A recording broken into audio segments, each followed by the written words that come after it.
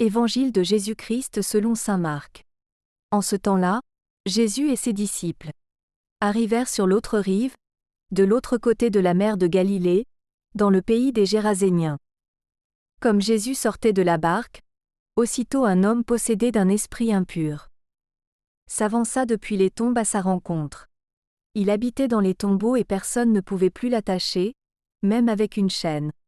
En effet, on l'avait souvent attaché avec des fers aux pieds et des chaînes, mais il avait rompu les chaînes, brisé les fers, et personne ne pouvait le maîtriser. Sans arrêt, nuit et jour, il était parmi les tombeaux et sur les collines, à crier, et à se blesser avec des pierres.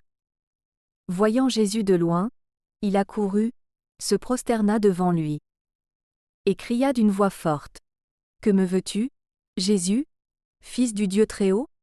Je t'adjure par Dieu, ne me tourmente pas. » Jésus lui disait en effet.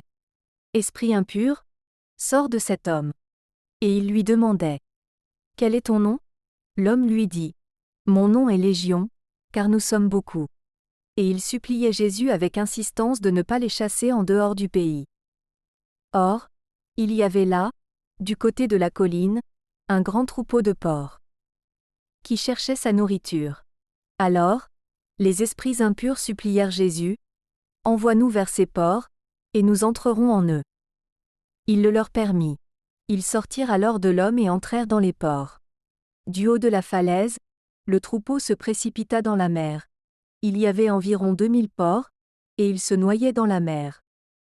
Ceux qui les gardaient prirent la fuite, ils annoncèrent la nouvelle dans la ville et dans la campagne, et les gens vinrent voir ce qui s'était passé.